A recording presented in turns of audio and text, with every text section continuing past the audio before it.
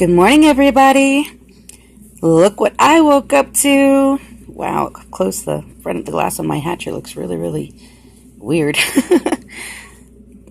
So we've got babies popping, and I'm sure people all across probably the world do too today. And a common question that I get asked is, how do you brood your quail? Well, I'm going to show you. We use these big shipping boxes. And I do what I call hot boxing. We provide a large space. And then, of course, I have this here. It's a fish tank light. And the only reason I have that is at night when they go in their boxes, I can come out, I can turn it on, I can see what's going on. Now, when I say hot boxing, what I do is I use a heat lamp. Now, I'm always really, really paranoid about my heat lamps falling, causing fire, things like that.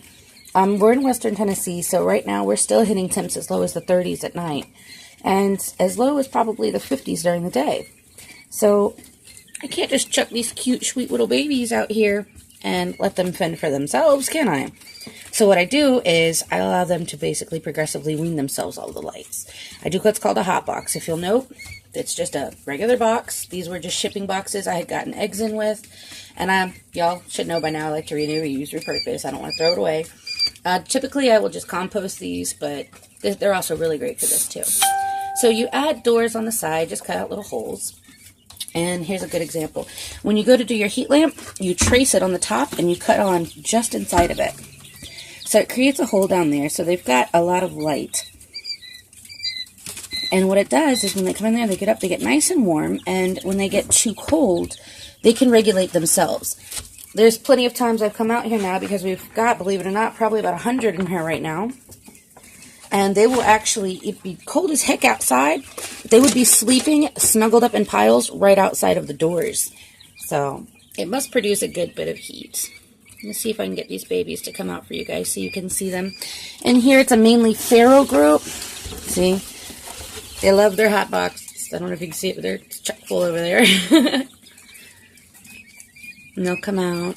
I do have a few little chicks in here right now. I did something stupid. I put a couple in there and I forgot their hatch dates. And it was only like 3 or 4. But they all hatched. So I didn't have the chicken brooder set up. Normally I would not recommend brooding chicks with quail. And the only reason for that is that chicks are a lot cleaner than quail. Oh, I'm sorry, I got that backwards. Quail are a lot cleaner than chicks. But with it only being 3 or 4 in here, it doesn't seem to be too big of an issue. I've introduced their greens already. Feed all mine. Everybody gets fresh greens. Rabbits, everything. The adult breeders. So I think this time was kale.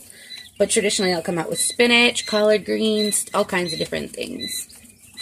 And it's really, really, really good for them to get, a lot of good variety in their diet early. Because if you're somebody like me that likes to, give scraps out to the animals or eats lots of fruits and veggies, they're a great, great way to take care of your scraps.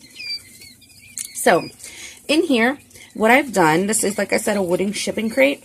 I've used boxes. You'll see this sticking up here, right here. And they line the entire bottom of my box for cleanup to be super easy. And then the bedding I use. Now, y'all, let's talk here for a minute. I used to use pine shavings. And my poor little babies, every time I turned around, I was in here trying to meticulously soak feet because they got them little poop balls on them. And I don't know if you guys have ever smelled wet shavings. And I'm sorry, I gotta tell you, at one point or another, somebody's gonna knock the water over. And oh my gosh, y'all, wet pine shavings are rancid. Oh my god, I will be gagging, I will have a fit, I can't handle just thinking about it gives me the heebie-jeebies, but I cannot stand the smell of it. So I had to come up with a different alternative. For about a week or so, I used cedar pine chips. Now, while they smelled absolutely incredible, it was a very strong smell. And thankfully, I didn't have any chicks lost to it, but after doing my homework, the fumes from cedar, I guess, can damage the upper respiratory system over time. So I had to think of a good alternative. I started using a paper shredder, doing shredded paper. That was an absolute disaster.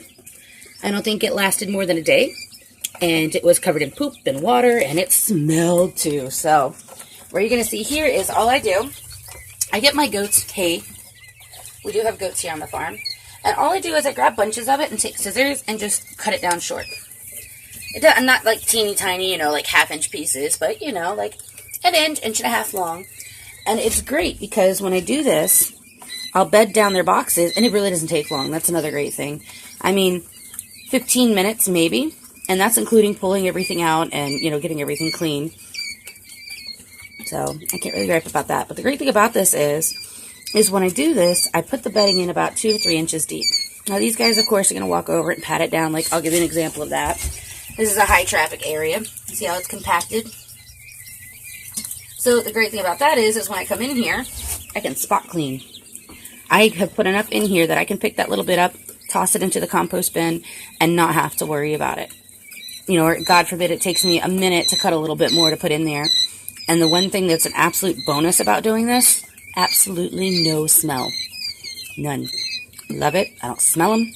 I don't smell poop. I don't smell that rancid smell of pine shavings. Totally recommend it to you guys. But just wanted to share with you guys our new babies. They were in the hatcher. And like I said, in here, I've got these guys out. Let's see if I can get these guys out. We've got about 100 brooding in here right now. Oh, they're eating the greens. That's a little silky chick. And I think Gary here's a little... Oh, she went hiding. She might come out. It's a little Serama chick. Beautiful little bird. But, yeah. As long as you're providing enough space and adequate heat, these little bad boys will wean themselves off as needed. Yeah. Oh, they're starting to hover. And that's a good indication that they're cold. I don't know if anybody's ever heard that. You see how they're kind of huddling there together? Look at the light. That tells me they're getting cold, so all I gotta do, add it back in, and watch. Everybody will run in to go get warm. They all love their box. Alright guys, well that's all I've got for you today.